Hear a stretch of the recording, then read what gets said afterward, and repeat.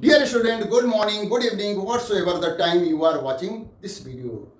इस वीडियो में हम डायमेंशंस के बेस पर डिफरेंट फिजिकल क्वांटिटी को कैटेगराइज करेंगे कि किस तरह से डायमेंशनल एनालिसिस के बेसिस पर फिजिकल क्वांटिटी को कितने ग्रुप्स में डिवाइड किया जा सकता है। फिर हम देखेंगे कि डायमेंशनल एनालिसिस की लिमिटेशंस क्या हैं और उसके बाद हम कुछ डायमेंशंस पर बेस्ड न्यूमेरिकल फिर से सॉल्व करेंगे। तो आइए शुरू करते हैं कि what are the different categories in which we can divide our physical quantity on the basis of dimensional analysis. तो I think there are 4 categories in which we can divide all physical quantities on the basis of dimensional analysis. तो देखिए type of physical quantity based on the dimensional analysis. पहला है dimensional constant, means those quantities which have dimensions and have a constant value. उनकी value constant होती है, dimensions होते हैं। For example gravitational constant, Planck's constant and so many others. तो इन जैसे gravitational constant का हम डायमेंशनल फार्मूला निकाल चुके हैं, means gravitational constant have constant value. Similarly, Planck's constant also have a constant value and they also have dimensions. Second category में dimensional variable, जैसा कि नाम से क्लियर है, the quantity having variable value. इनकी वैल्यू कांस्टेंट नहीं होगी, variable होगी एंड आल्सो हैव डायमेंशंस। इनके डायमेंशंस भी होंगे, जैसे कि ऊपर वालों के डायमेंशंस हैं लेकिन उनकी वैल्यू कांस्टेंट है। यहाँ पर वैल्यू कांस्टेंट नहीं होगी लेकिन डायमेंशंस होंगे। फॉर एग्जांपल एरिया है, एक्सेलरेशन है, स्पीड है, वेलोसिटी है, ये क्या है? These quantities have no fixed value and they have dimensions. Next बात करते हैं थर्ड कैटेगरी में, डायमेंशन लेस कांस्टेंट। क्लियर है, those quantity which have no dimension but have constant value. For example pi, e, ये क्या pure number ही तो है। इसी तरह से और भी कोई भी प्योर नंबर होंगे, वो क्या होंगे? Dimension less constant. उनके डायमेंशंस नहीं है और जो है उनके कोई जो है मतलब डायमेंशंस तो नहीं है, वैल्यू कांस्टेंट है ना। The quantity having constant value and have no dimension, for example pi है 3.14 approximately वैल्यू होती, e की वैल्यू थी 2.718 है, या कोई भी नंबर है, they do not have dimensions. Last category है डायमेंशन लेस वेरिएबल। तो जैसा कि नेम है, it is clear that the quantity which have no dimension and also have variable value. इनकी वैल्यू भी वेरिएबल है और लेकिन इनकी वैल्यू जो है तो वेरिएबल होगी और डायमेंशंस होंगे नहीं। मतलब ये रेशियो होंगे एक तरह से, जैसे रिफ्रैक्टिव इंडेक्स है, ratio of the two velocities है, एंगल है आर्क अपॉन रेडियस, कोई भी ट्रिग्नोमेट्रिक रेशियो। तो ये क्या है? डायमेंशन लेस वेरिएबल हैं, इनकी वैल्यू कांस्टेंट नहीं होगी और नहीं इनके कोई डायमेंशंस होंगे। तो in this way we can divide all physical quantity into four category on the basis of dimensional analysis. एक बार पढ़ लीजिए, बस क्लियर हो जाएगा। अब हम बात करेंगे लिमिटेशंस की। देखिए हम लोगों ने डायमेंशनल एनालिसिस की कुछ एप्लीकेशन पढ़ी, मैंने डिस्कस की, तो समझ में आ गया होगा कि हम किस तरह से डायमेंशनल एनालिसिस को यूज कर सकते हैं। कुछ ऐसी सिचुएशन होंगी जिसमें कि हम डायमेंशनल एनालिसिस को यूज नहीं कर पाएंगे, means they are the limitation of the dimensional analysis. तो देखिए पहली कैटेगरी देखिए, the value of dimensionless constant can not be obtain by using this method. हमने वीडियो में देखा होगा कि एक हमने फार्मूला ड्राइव किया था, time period of simple pendulum T is equal to, हमने यहाँ पर लिख दिया था के अंडर रूट यल वाई। ये क्या है? डायमेंशन लेस कांस्टेंट है, एक नंबर है कि नहीं, और इसकी वैल्यू होती है 2 पाई अंडर रूट यल वाई। ऐसा कोई कांस्टेंट फार्मूले में आ रहा है जो कि डायमेंशन लेस है, उसकी वैल्यू हम डायमेंशनल एनालिसिस मेथड से ऑब्टेन कर ही नहीं सकते. This is the one of the limitation. Next is this method can not be used for deriving the relation if equation contains trigonometric, exponential and logarithmic function. किसी relation में trigonometric function हो, exponential function हो, logarithmic function हो, तो such relation can not be derived by using the dimensional analysis. अब मान लिया ये कोई इक्वेशन है, A sine omega T. This equation cannot be derived using the dimensional method because this sin omega t trigonometric ratio है और every trigonometric ratio have no dimension. जब इसके डायमेंशंस नहीं होंगे तो कोई भी रिलेशन हम डिराइव करने की कोशिश भी करेंगे तो ये साइन वाला फंक्शन आएगा ही नहीं. तो ऐसे कोई भी रिलेशन जिनमें कि trigonometric function, logarithmic function, exponential function होते हैं, they can not be derived by this method. Next आगे बढ़ते हैं और थर्ड लिमिटेशन देखते हैं. थर्ड लिमिटेशन क्या है कि this method does not work when a physical quantity depend upon more than 3 variable because we can have only 3 equation by equalizing the powers of MLT. देखिए जब भी कोई हम रिलेशन डिराइव करते हैं तो देखा होगा वहां पर हम MLT मीन्स मास, लेंथ और टाइम की पावर को इक्वलाइज करते हैं. LHS में जो पावर है उसको RHS की पावर से इक्वलाइज करते हैं, यानी मास की पावर मास से इक्वल लिखते हैं, लेंथ की लेंथ से, टाइम की टाइम से. In this way we get 3 equation. If any physical quantity depend upon 4 other physical quantities, then we cannot derive such relation, क्योंकि हमें MLT की पावर को इक्वलाइज करने पर केवल 3 इक्वेशन होंगी और वहां पर वेरिएबल कितने हैं, 4, 5. तो such relation cannot be derived using the dimensional analysis. Fourth है, this method fails to derive such relation which contains more than one terms on any side. किसी भी साइड में मोर देन वन टर्म है किसी relation में, that relation can not be derived using this method.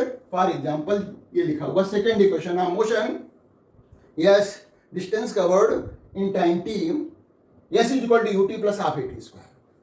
Because right hand side of this equation contains 2 term 1 2, it means such this relation can not be derived by using dimensional analysis. And last one is, it give no information whether a physical quantity is scalar or vector. तो इस method से हमें ये भी पता नहीं लगता कि ये क्वांटिटी जिसकी हम कोई रिलेशन डिराइव कर रहे हैं या समझ रहे हैं on the basis of dimensional analysis, तो हमें पता नहीं लगेगा कि ये वेक्टर है या स्केलर है. अब हम कुछ क्वेश्चंस की बात करेंगे. हमने ऑलरेडी क्वेश्चन कुछ डिस्कस किए हुए हैं, कुछ और प्रैक्टिस के लिए हम यहाँ पर कुछ क्वेश्चंस लेते हैं. देखिए पहला क्वेश्चन है, इस टाइप के क्वेश्चन हम ऑलरेडी डिस्कस कर चुके हैं और यहाँ पर भी हम वो कॉन्सेप्ट यूज करेंगे. कौन सा? कि the quantity which have like dimensions mean same dimensions can be added or subtracted. Addition subtraction उन्हीं फिजिकल क्वांटिटी का हो पाएगा जिनके डायमेंशंस सेम होंगे. अब किसी रिलेशन में इफ 2 क्वांटिटीज आर एडेड और subtracted, then we can say both quantities must have the same dimensions.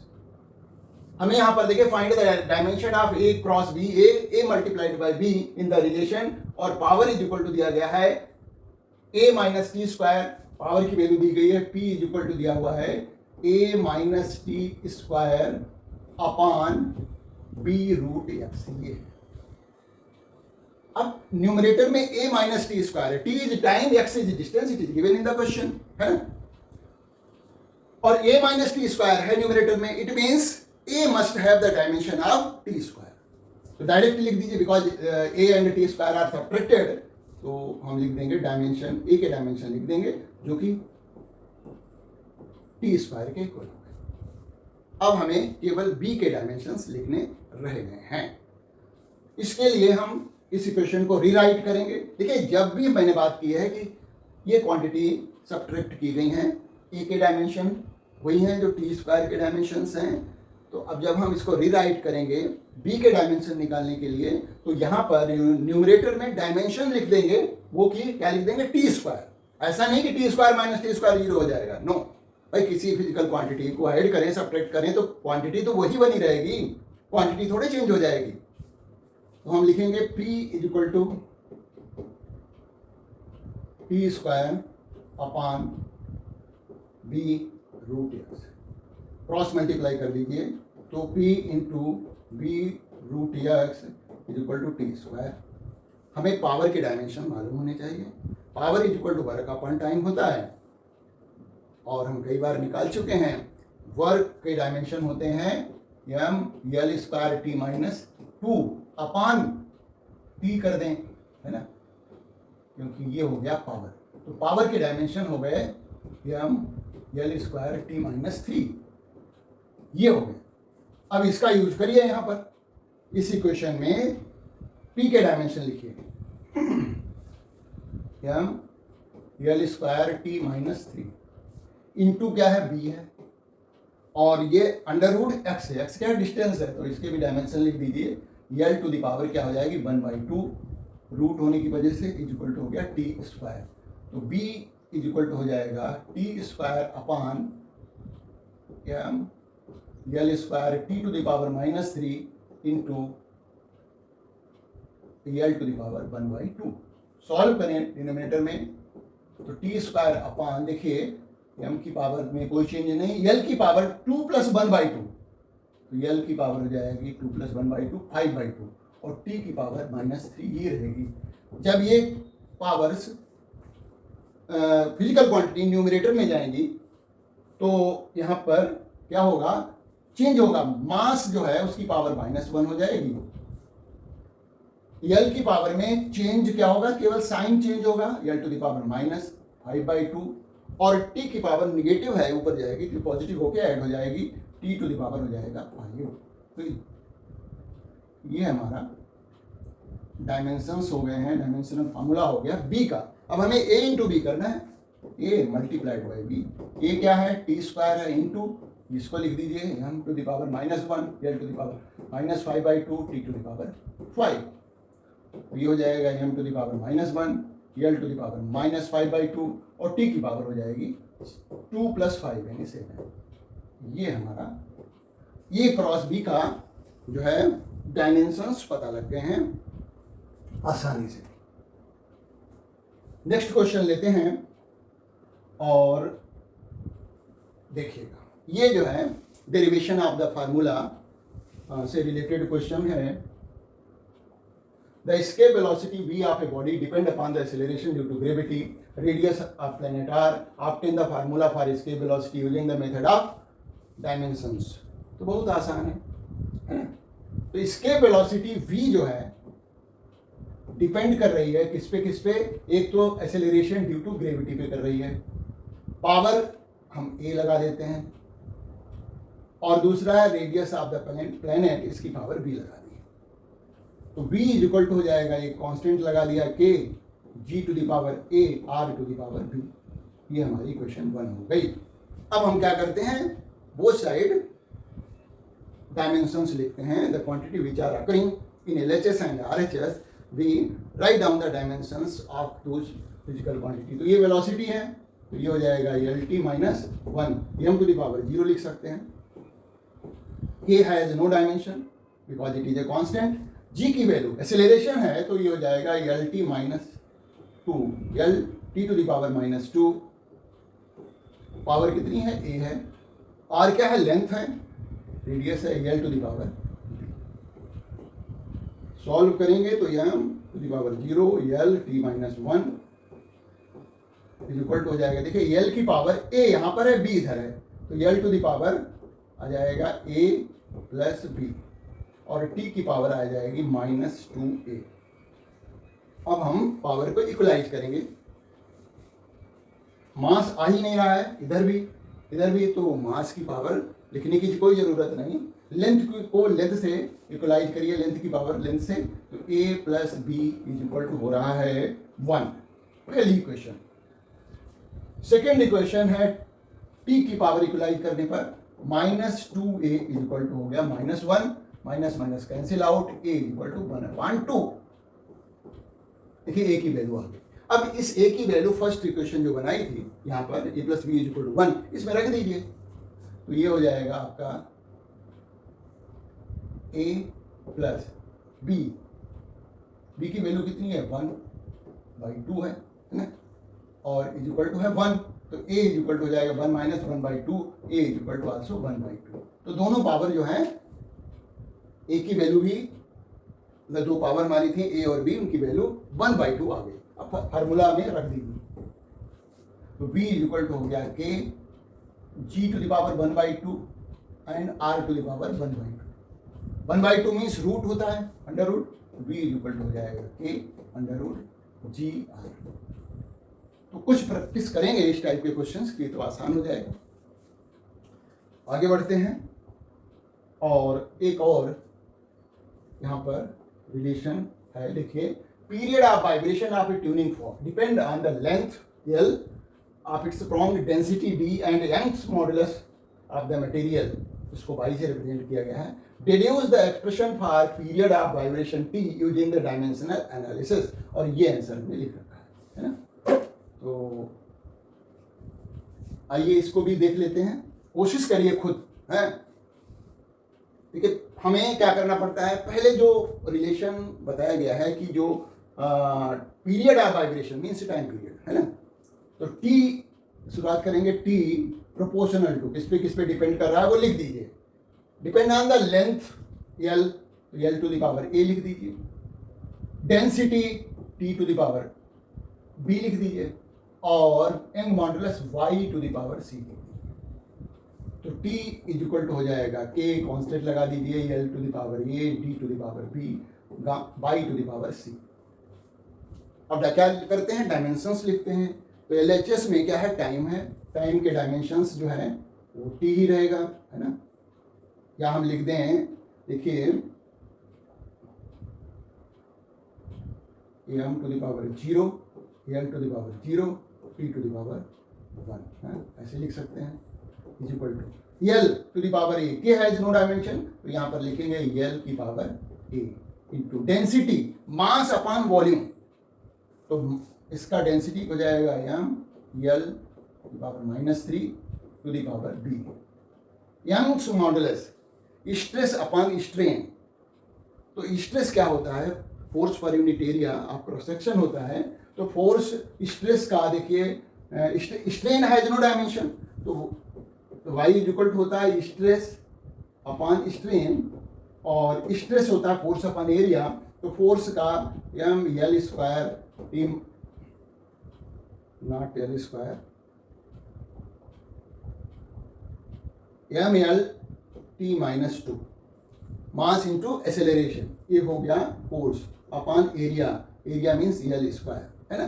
तो स्ट्रेन जो डिनोमिनेटर में है इट हैज नो डायमेंशन, तो इसको सॉल्व करें तो हमें मिलेगा m, और ये देखिए L है और नीचे L स्क्वायर है, तो सॉल्व करने पर L टू द पावर -1 हमें मिल जाएगा, और t टू द पावर -2। ये क्या है, यंग्स मॉडुलस की डायमेंशंस हो गए, डायमेंशनल फार्मूला हो गया m L to the power -1 t to the power -2, है ना। तो वो लिख दीजिए m L to the power -1 t to the power -2, ठीक है। अब मल्टीप्लाई करिए, सबसे पहले मास की पावर देखिए, देखिए मास की पावर यहाँ b है और यहाँ कितना है, देखिए c छूट गया, c लिख दीजिए, यहाँ मास की पावर c है, तो ये हो जाएगा mass to the power b plus c। अब लेंथ पर आ जाइए, तो लेंथ की पावर जो है सबसे पहले a लिखा हुआ है, यहाँ पर कितनी लिखी हुई है लेंथ की पावर -3b, और यहाँ देखिए पावर आएगी -1 और whole to the power c, तो -c, ये लेंथ की पावर हो गई। टाइम की पावर देखिए, इधर कहीं टाइम है नहीं, यहाँ पर ही टाइम है, तो t to the power -2c ये आ गया। तो ये m to the power 0, l to the power 0, t to the power 1। अब हम क्या करेंगे, 1 by 1 पावर पे इक्वलाइज करेंगे। मास की पावर पहले इक्वलाइज करिए, you will get first equation b plus c is equal to 0, first equation, ठीक है। सेकेंड, लेंथ की पावर को इक्वलाइज करिए, a minus 3b minus c is equal to 0, second equation हो गई। और थर्ड इक्वेशन है माइनस 2c अब इज इक्वल टू हो जाएगा, देखिए 1, टाइम की पावर इधर 1 है, इधर 2c है, इज इक्वल टू हो जाएगा 1। तो इससे हमें पता लग रहा है कि c इज इक्वल टू आ गया है -1/2, ठीक है। ये c किसकी पावर थी, यंग्स मॉडुलस की, देखिए इसलिए देखिए डिनोमिनेटर में आ रहा है ना, और अंडर रूट के नीचे आ रहा है। अब हमारे पास c की वैल्यू आ गई है, और c की वैल्यू फर्स्ट ये इस इक्वेशन में रख दीजिए, तो b की वैल्यू आ जाएगी। तो हमारे पास क्या है, b plus c is equal to 0 है, और c की वैल्यू -1/2 आई इज इक्वल टू 0, तो b इज इक्वल टू हो गया 1/2। b क्या है, डेंसिटी है, पावर इसकी भी 1/2 ही है, लेकिन पॉजिटिव साइन के साथ है, तो देखिए d अंडर रूट में आ रहा है और न्यूमरेटर में आ रहा है। अब a की वैल्यू हमें निकालनी है, तो इसके लिए हमें इसी क्वेश्चन का यूज करना पड़ेगा, वो है a minus 3b minus c is equal to 0। Value रखें तो a माइनस 3 इंटू बी की वैल्यू कितनी है, b की वैल्यू हमने निकाली 1/2 है, तो ये 1/2 है, माइनस माइनस माइनस प्लस हो जाएगा, क्योंकि ये इसकी वैल्यू क्या है 1/2 है, तो ये 1/2 इज इक्वल टू 0। तो हमारे पास a माइनस 3/2 आ रहा है, प्लस 1/2 इज इक्वल टू 0। तो 3/2 माइनस का प्लस 1/2 ऐड करेंगे, एलसीएम निकाल करके, तो हमें आ जाएगा, सॉल्व करेंगे तो 1 आ जाएगा, a minus 1 is equal to 0, तो a इज इक्वल टू हो गया 1। तो इस तरह से a की वैल्यू मालूम हो गई 1, b की वैल्यू 1/2 और c की वैल्यू -1/2। अब इस फार्मूले में ये वैल्यू पुट अप कर दीजिए, तो t इज इक्वल टू हो जाएगा k l to the power 1 d to the power 1/2 और y टू द पावर -1/2। ऐसे ही छोड़ दीजिए, और या फिर हमें क्या करना चाहिए, t इज इक्वल टू हो जाएगा k l, और जो पावर निगेटिव है उसको डिनोमिनेटर में ले जाएं, फिजिकल क्वांटिटी को रूट लगा दें, तो d/y हो जाएगा। ये टाइम पीरियड का रिलेशन हो गया, t इज इक्वल टू हो गया ये। कोई मुश्किल नहीं है, इक्वेशन को सिंपल इक्वेशन है, लीनियर इक्वेशन है, इनको सॉल्व करना आना चाहिए। तो इस तरह से हमने आज कुछ क्वेश्चंस भी सॉल्व कर लिए। अब हमारा जो नेक्स्ट वीडियो होगा वो सिग्निफिकेंट फिगर्स पर होगा। ये भी बहुत ही आसान मतलब टॉपिक है, बस एक बार देख लेंगे तो क्लियर हो जाएगा। बस प्रैक्टिस करनी है आपको, पूरा वीडियो देखना है बिना स्केप किए हुए, और कोशिश करते रहिए। 11th में क्या है कि शुरुआत में कुछ टफ चीज़ें लगती हैं, लेकिन धीरे धीरे सब कुछ नॉर्मलाइज हो जाता है, क्योंकि हम बिल्कुल प्योर फिजिक्स पढ़ रहे होते हैं क्लास 11th में। धीरे धीरे सब नॉर्मलाइज हो जाएगा, पेशेंस रखिए, और एक दिन जो है आपकी मेहनत रंग जरूर लाएगी, ऐसा कॉन्फिडेंस बनाए रखिए।